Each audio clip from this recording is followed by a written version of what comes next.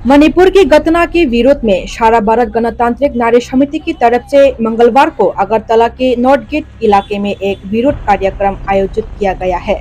कुछ दिन पहले कुकी संप्रदाय 2 महिला के ऊपर अत्याचार किया गया है, उसके विरोध में आज सीपीआईएम पार्टी का महिला संगठन के ओर से विरोध कार्यक्रम किया गया।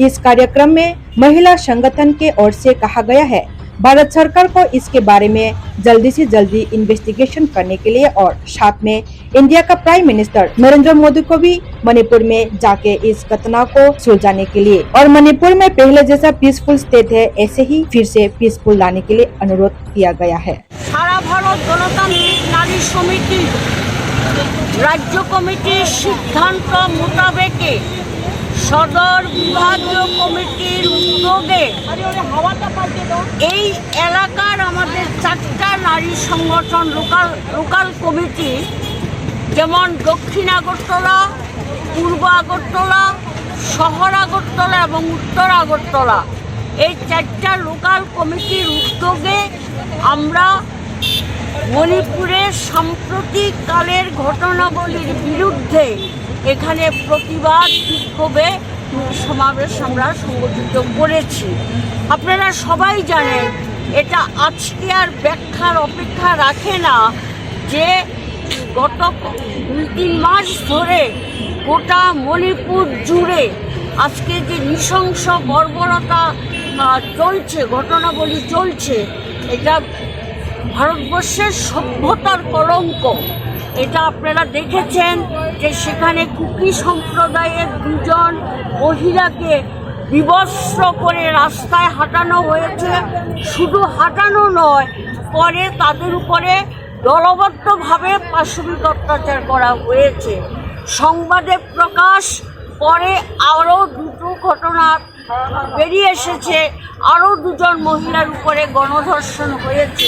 এগুলো হচ্ছে প্রকাশিত সংবাদ, কিন্তু লোকচক্ষুর অন্তরালে কুকি সম্প্রদায়ের মেয়েদের উপরে নানাভাবে সেখানে অত্যাচার, নির্যাতন, শ্লীলতাহানি, পাশবিক অত্যাচার এগুলো সংগঠিত হয়েছে।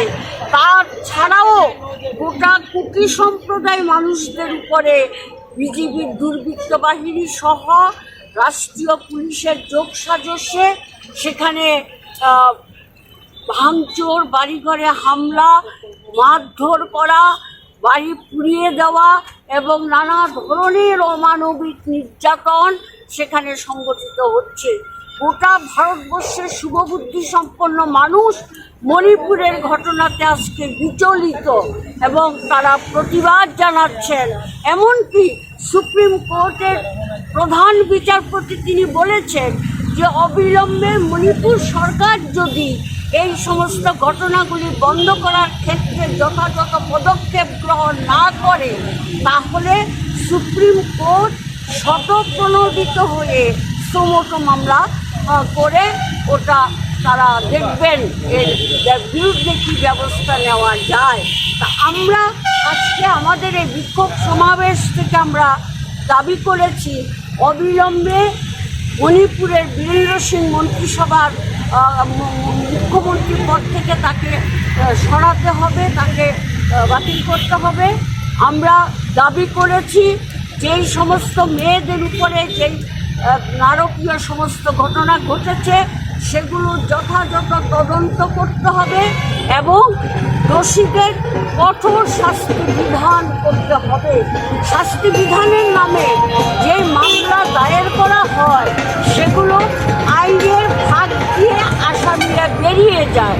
আমরা বলছি এমন আইনের ধারা দেওয়া দরকার যাতে আসামি পার না পায়।